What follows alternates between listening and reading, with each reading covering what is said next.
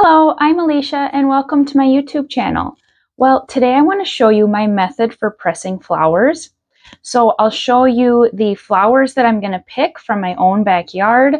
I will show you the tools that I use to press flowers, and then I'll show you how I store my flowers.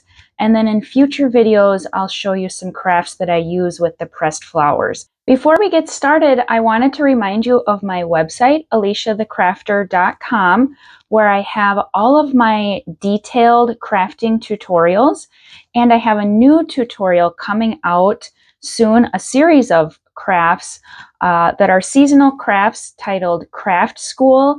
And I'm really excited about this one because these are crafts that are for adults and kids. Everyone loves to do them. They're always fun and the result is beautiful every time.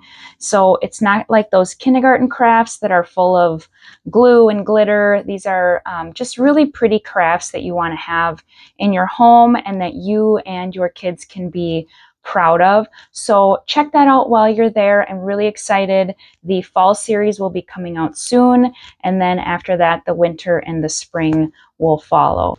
Okay, let's go.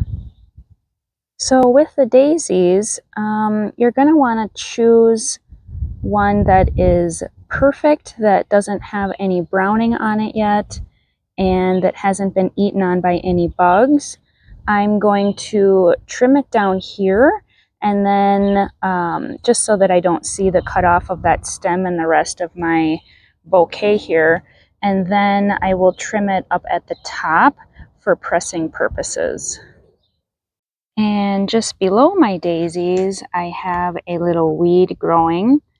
This is perfect for a craft that I have in mind, so I'm going to trim that off. I also really like using ornamental grasses, so I'm going to pick off a few of the heads off of this. And this is a geranium. I actually love how this turns out, and it makes really cool, a really cool shape and design. So I'm going to grab a few of those. This is a type of mum, and this works so good for pressing. But for this one, instead of cutting it off at the tip, I actually like to use the full stem for these. So I'm going to cut that off down here, and I'm going to press the flower and the stem both together. A side note, I have a sunflower that is about ready to pop. So that will be beautiful. I am probably not going to press it, though maybe I should try sometime. I find that flowers that have really big centers are difficult to press, but I did find this little weed that I am going to press. I think that will make a really sweet pressed flower. This is just a wildflower patch that I have next to my vegetable garden, and oh, there was a rabbit that just flew out. This one I think is a purple coneflower. Again, things with really big heads like that are hard to press, so I'm going to leave that there. But there are some flat ones right here that I think will make an awesome pressed flower. And I can tell you from experience, this also is really cool. This is some cilantro that has bolted, so I currently have that in the press right now. I'm going to see if that works well. I'm not sure if the white will stay white or if it will brown. This is thyme, and it has also flowered, and I've picked some of those and pressed them, and they turn out great. So I'm going to pick a few more, and I'll add that to my collection. I'm going to pick a few sage leaves, but also I've heard that sage has a really pretty flower. I don't know because this is the first time I've grown sage. This is a wildflower patch that is not quite yet bloomed, except for this guy right there. So I think I'll pick him. Okay, that's what I have for today. I think that looks great. Okay, well, we're back inside and we have our flowers that we picked. So let me show you how I press these. So I just found in my basement some boards, and then in between the boards is where I have 100% wool felt. The reason I do that is because that wool helps to draw out the moisture from the flower, and the pressure from the boards will help it dry flat as that moisture is released. You can also use construction paper or newspaper.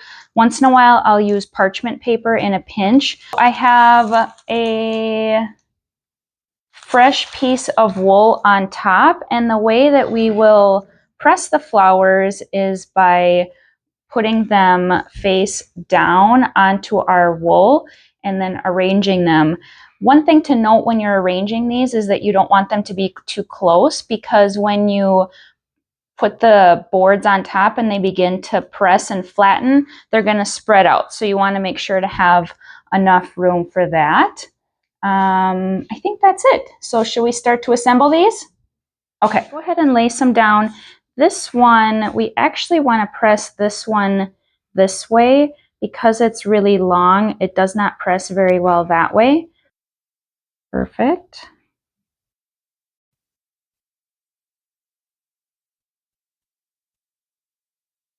Perfect. Okay, now, Susie, would you like to grab another piece of fabric and we'll lay that right on top? What is this called, Mama? That one is thyme. Isn't that pretty? Just like little purple flowers. So one thing with the flower pressing is as you build this up, it's going to start to get a little wavy. So what I like to do in between a couple of the layers is add another piece of cardboard. So go ahead and lay that wool down. Okay, and now let's add, yep, perfect. Let's add that. And then we'll put, yep, another piece of wool. Okay, so now let's grab our big board. We put a piece of felt on top of this? So this one, these type of flowers don't necessarily need another piece of felt on top. If you're doing something more delicate, then yes, I would add another piece of felt. But these will be just fine, just like that. Okay, I'm going to leave those for about 2 to 4 weeks until they are completely flat and dry. But in the meantime, how about I show you where I hold my pressed flowers, and I'll show you some of the pressed flowers that I've done. Okay, so this is where I store my flowers. This is actually an art box. It's a wooden box where you can store art supplies, but it works really well for this. And so it helps to organize all of your flowers. It keeps them dry, keeps them flat, and I really like it. So you can see some of the flowers that I have. This is a clover, some pansies. I don't even know what that is. I just found it in a ditch somewhere and picked it. This is all of the thyme that I had previously pressed. This is one of the pink ones that we pressed earlier. That's what that turns out to look like. I like to do a lot of greens, so make sure that you're also adding in some greens because that works really great too. For bigger flowers and overflow, I just put them in a Ziploc bag and have a piece of cardstock paper under them to keep them flat. I always use a tweezer when handling my flowers because they are so delicate. And go ahead and assume that as you're handling them, some of them will break. So always do extra. This is a bleeding heart. Those make really cool pressed flowers too. Okay, well, I hope that you've enjoyed this video, and let me know in the comments if this is something that you think that you're going to try.